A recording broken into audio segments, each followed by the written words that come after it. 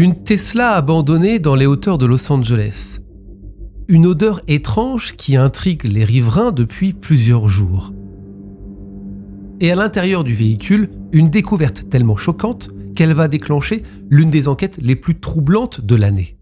Tout commence au début du mois de septembre 2025 dans les Hollywood Hills, un quartier perché au-dessus de Los Angeles où vivent célébrités, influenceurs et jeunes millionnaires d'Internet.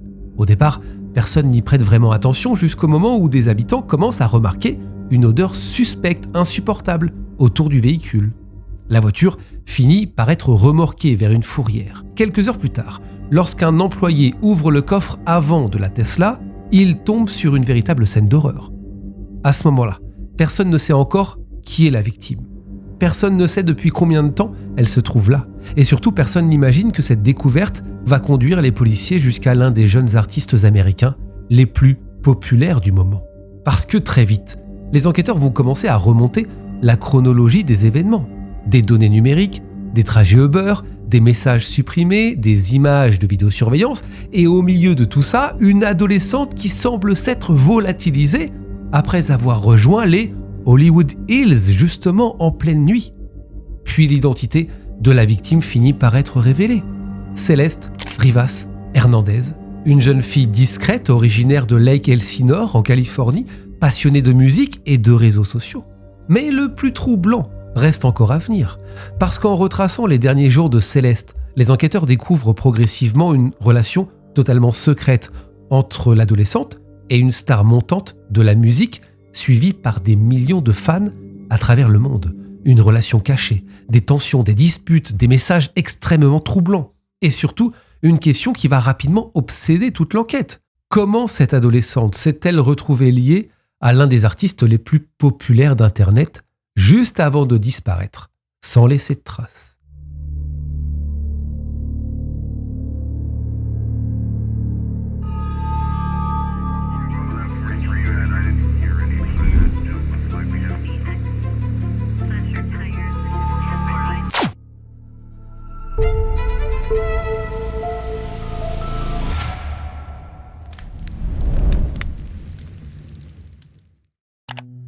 Lake Elsinore n'a rien à voir avec les immenses villas de Beverly Hills ou les rues animées de Hollywood. Située à environ 120 km au sud-est de Los Angeles, cette petite ville est entourée de collines arides et d'un lac bordé de campings. On y trouve des quartiers résidentiels modestes, des parcs de jeux pour enfants, quelques centres commerciaux et des stations-service qui restent ouvertes tard. Les familles y vivent en grande majorité d'emplois simples, construction, nettoyage, restaurant, services publics. C'est dans cet environnement que grandit une jeune fille, Celeste Rivas Hernandez. Ses parents, immigrés du Salvador, ont quitté leur pays natal il y a des années pour offrir à leurs enfants une vie plus sûre. Céleste a 2 frères et sœurs plus âgés qui l'entourent et la protègent. Ses camarades disent qu'elle est douce, qu'elle se soucie des autres, qu'elle est volontaire en classe. Chez elle, Céleste aime danser au milieu du salon, chanter les chansons qui passent à la radio, regarder des films en famille chaque vendredi soir et enregistrer de courtes vidéos sur son téléphone qu'elle partage avec ses amis. Ses parents décriront plus tard une jeune fille pleine de force et toujours souriante. Et puis, Céleste est aussi, comme beaucoup d'adolescentes de sa génération, passionnée par les réseaux sociaux. Elle scrolle sans fin sur TikTok, commente des vidéos de créateurs qu'elle admire, parle pendant des heures sur Discord. C'est un service de discussion audio et texte d'ailleurs très prisé des communautés de joueurs et de fans. Internet, c'est pour elle une porte vers un autre monde. À Lake Elsinore, on peut se sentir coincé. Sur TikTok, on peut rêver. Malgré cette apparente insouciance, Céleste ne vit pas que des jours heureux. Elle confie régulièrement à ses amis qu'elle trouve l'ambiance à la maison pesante. Son ancien petit ami racontera plus tard que Céleste lui parlait souvent de tensions avec ses parents, qu'elle les trouvait strictes, qu'elle rêvait de liberté et qu'elle évoquait fréquemment l'idée de s'enfuir. Il se souvient qu'elle oscillait entre amour profond pour sa famille et envie de respirer loin de Lake Elsinore. Et elle va le faire à plusieurs reprises d'ailleurs, dans le dos de ses parents. Dès février 2024, les autorités du comté de Riverside enregistrent des signalements de disparition la concernant. Le 15 février, ses parents contactent la police pour dire qu'ils ne savent plus où se trouve leur fille. elle réapparaît rapidement. Le 19 mars, la scène se répète. Céleste se volatilise avant d'être retrouvée encore une fois. Le 5 avril, elle disparaît à nouveau. Au total, les adjoints du shérif se rendent plusieurs fois au domicile des Rivas Hernandez. Ces interventions sont classées dans les rapports comme des enquêtes pour délits mineurs ou circonstances suspectes. 3 fugues de courte durée qui en amènent une dernière. 1 an plus tard, le 23 avril 2025, Céleste Rivas Hernandez disparaît définitivement. Et ses dernières traces de vie se trouvent sur ces images de vidéosurveillance. On la voit traîner près d'un liquor store, puis accélérer le pas, jusqu'à courir dans la rue d'ailleurs, et selon ces images, une voiture semble s'approcher d'elle sans que l'on sache si elle y monte réellement. Ce que personne ne sait à ce moment-là, et ce qu'ignorent totalement ses parents, c'est que derrière l'écran de son téléphone, Céleste nourrit une relation secrète avec un homme qu'elle admire sur TikTok.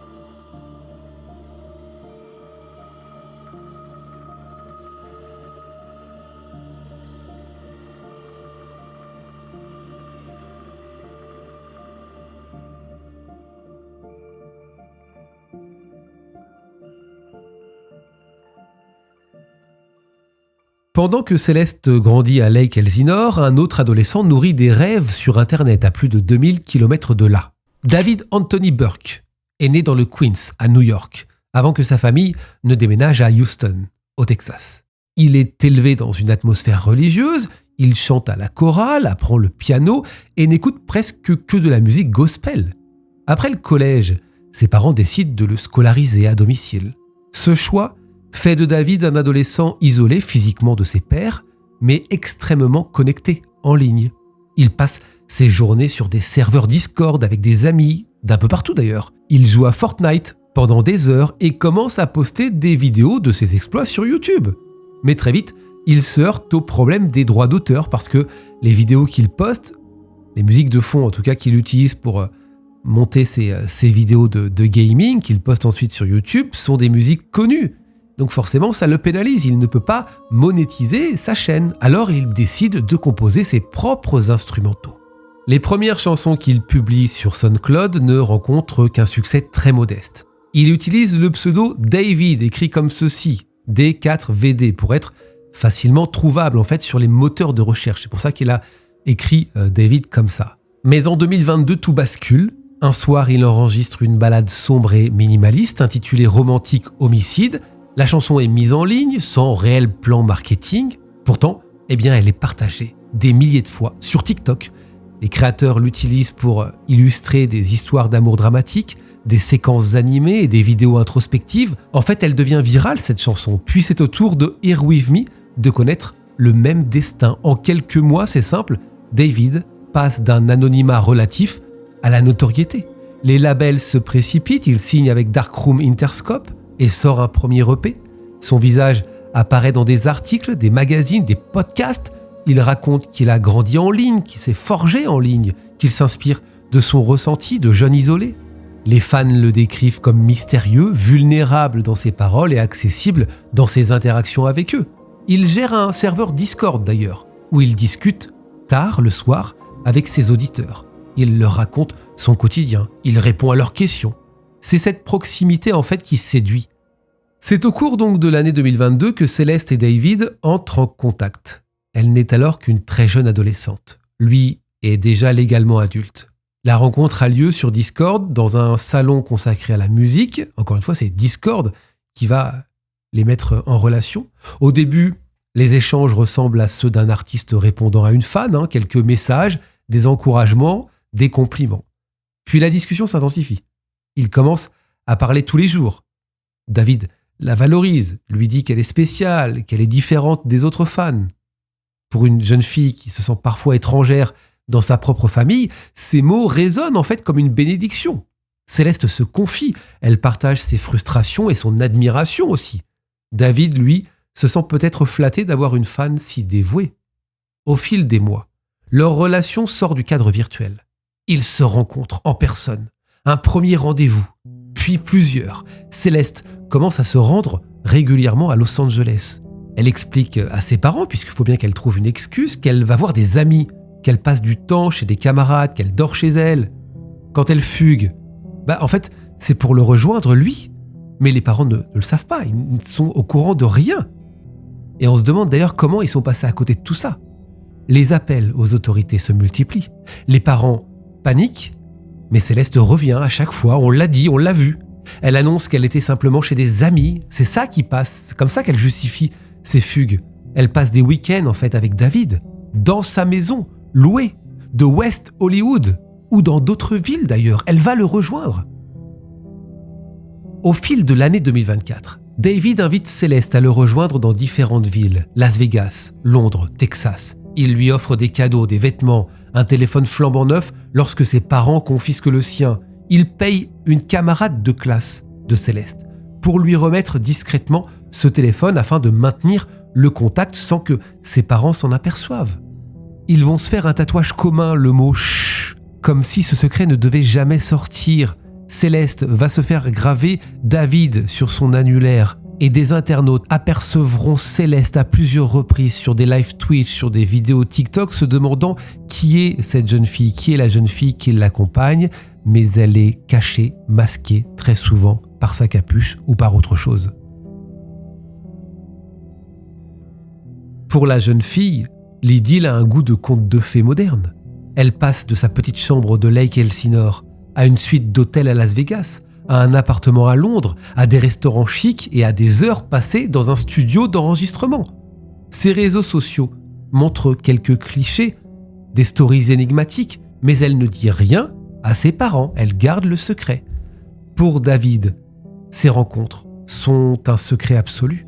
Personne ne doit savoir, pas ses fans, pas sa famille, pas son label. Un jour, lors d'une session Discord, il mentionne qu'il a quelqu'un de spécial dans sa vie. Mais il ne dit pas qui. À l'automne 2024, la relation va commencer à se fissurer entre les deux. David, plongé dans les préparatifs de son premier album et de ses premiers concerts, devient moins présent pour Céleste. Elle se sent de nouveau abandonnée, leur relation est toujours clandestine, elle ne peut en parler à personne, elle commence à douter d'ailleurs.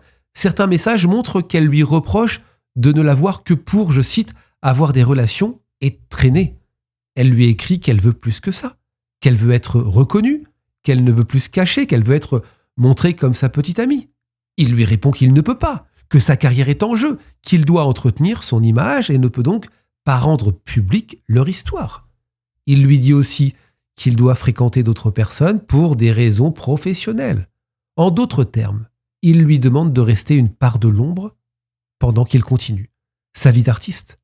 Les messages qu'ils échangent sont au cœur de l'affaire. Ils montrent une jeune fille qui réclame de l'attention, de la reconnaissance et un artiste qui tente de la calmer, voire de la contrôler.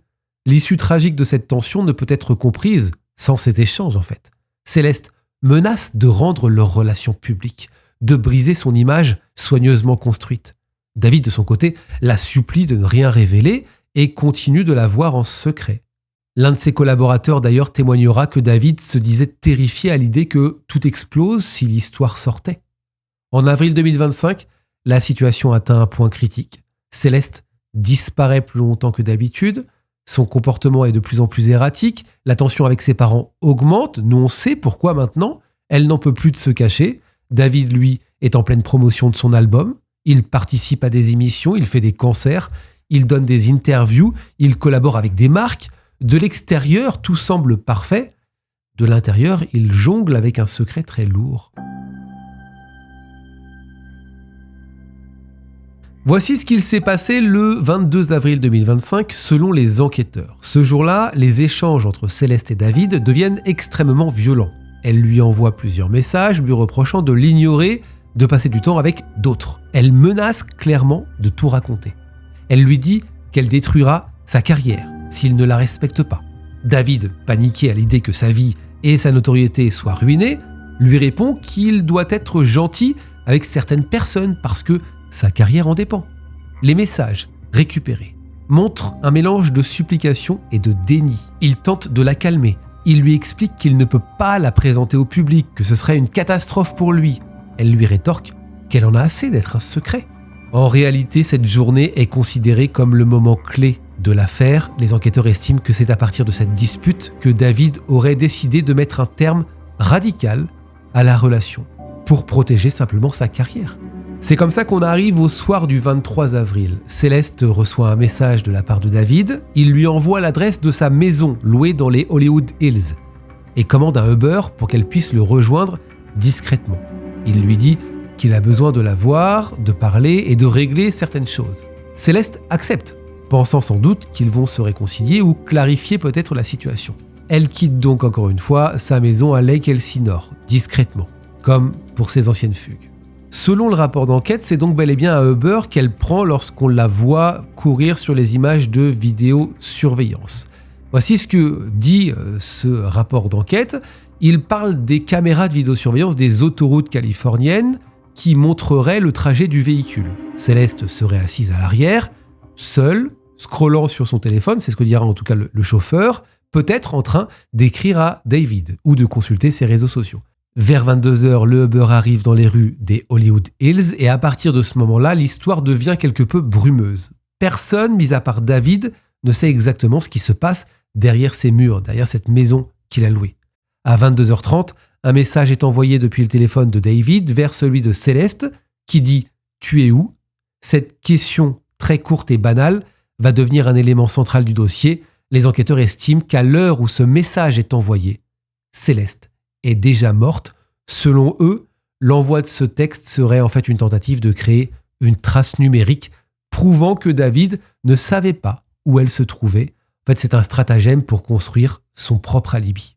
Un petit peu plus tard dans la nuit, toujours selon ce fameux rapport, il y aurait des caméras, toujours les caméras de l'autoroute qui auraient capté les déplacements de la Tesla Model X de David.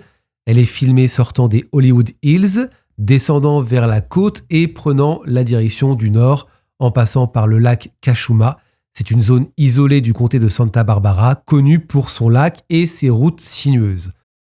Les données GPS récupérées montrent que la voiture s'arrête dans des endroits isolés pendant plusieurs minutes, parfois plus d'une heure, puis revient vers la maison. Ce même parcours est répété le 8 mai et le 31 mai. Un employé des routes retrouvera plus tard le passeport de Céleste sur le bord de la route dans cette même zone, renforçant la conviction des enquêteurs que David est revenu sur les lieux pour se débarrasser de certains éléments. Dans les jours qui suivent, c'est aussi ça qui est intéressant, David passe une série de commandes en ligne sous un faux nom. Ce serait dommage qu'il se fasse repérer. Il achète une pelle, 2 tronçonneuses, une piscine gonflable bleue pour enfants, des sacs hermétiques, un body bag et plus tard une petite cage de combustion. Tous ces objets sont livrés à sa maison ou achetés dans des magasins de bricolage à proximité. Les procureurs estiment qu'il les utilise pour tenter de faire disparaître ou fragmenter le corps de Céleste et nettoyer les traces. Vous comprenez par fragmenter, les enquêteurs se disent qu'il est en train de découper le corps de Céleste pour la faire disparaître. Des analyses médico-légales menées plus tard dans le garage et la maison retrouveront des traces de sang d'ailleurs correspondant à Céleste. Et dans certaines parties de son corps, on retrouvera aussi des fragments de plastique bleu identiques à la piscine, incrustés. Ce sont des indices matériels que l'accusation brandira évidemment comme preuve plus tard. Après ses déplacements nocturnes et ses achats, David va continuer sa vie publique comme si de rien n'était. C'est ça qui est dingue. Il donne des interviews, il apparaît dans des vidéos promotionnelles, il fête la sortie de son album, il prépare une tournée mondiale et pendant ce temps-là, la Tesla qui contient les restes, c'est bien précisé par le rapport d'enquête, les restes de Céleste restent garés justement devant sa maison. C'est là que les voisins vont commencer à se plaindre de l'odeur. Certains disent qu'elle empeste le quartier. David aurait mentionné à plusieurs collaborateurs qu'un rat était mort sous sa voiture et qu'il n'avait pas le temps de s'en occuper, que c'est pour ça que ça sentait. Le problème, c'est que personne n'imagine à ce moment-là qu'on va retrouver les restes d'une jeune fille dans sa voiture. À la fin du mois de juillet 2025, des caméras de sécurité, encore une fois, enregistrent la Tesla quittant la maison. David la conduit jusqu'à une rue voisine, Bluebird Avenue, et va l'abandonner. Ensuite, il part pour l'Europe et l'Asie dans le cadre de sa tournée, encore une fois, comme si de rien n'était. Est-ce que vous imaginez un petit peu la situation ? Pendant ce temps-là, l'odeur continue d'empester progressivement la rue.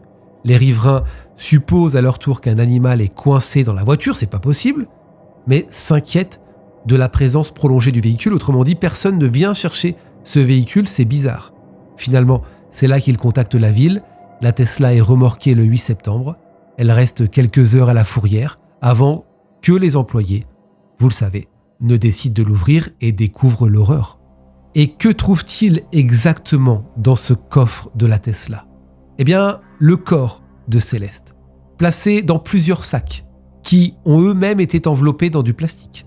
L'état de décomposition est avancé au point qu'il faut plusieurs jours au médecin légiste pour confirmer l'identité de la victime.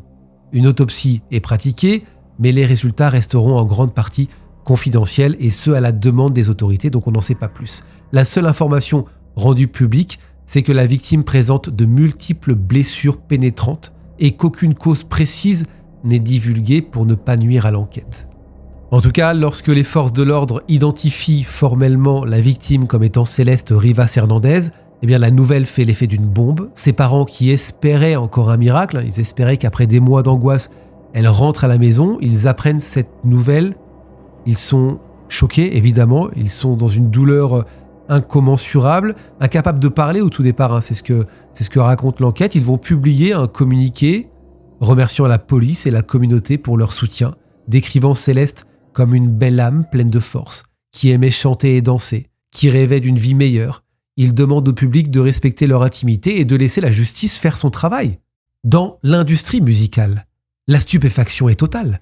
Les fans de David, en majorité des adolescents et de jeunes adultes, ne comprennent pas. Certains refusent d'y croire, se mobilisant même en ligne pour défendre leur idole.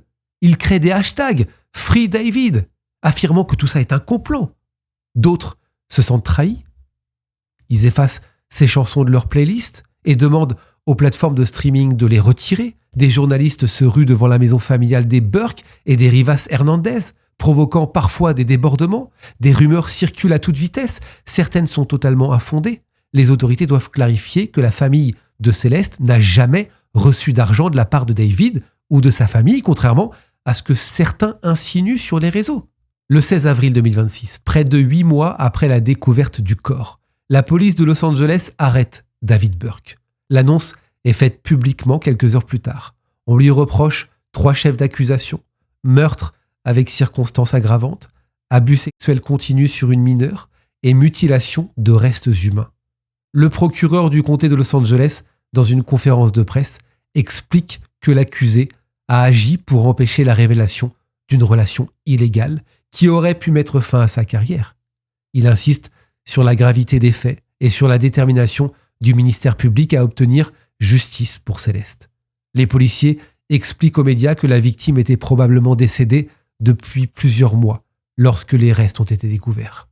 L'avocat de David publie immédiatement un communiqué déclarant que son client est innocent, qu'il est effondré par la perte d'une jeune fan et qu'il compte réfuter vigoureusement toutes les accusations au tribunal.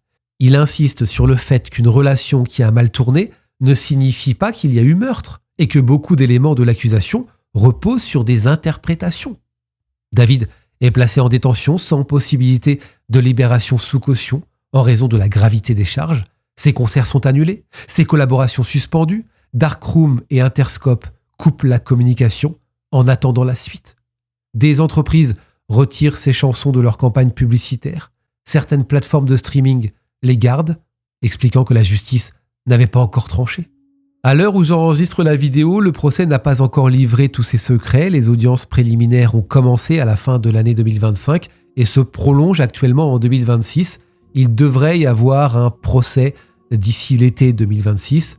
Les procureurs présentent leur chronologie, leurs preuves, les messages, les vidéosurveillances, les relevés bancaires, les achats suspects, les témoignages de proches de Céleste. Ils martèlent que David était terrifié à l'idée que sa carrière soit détruite et qu'il a commis l'irréparable pour protéger sa réputation.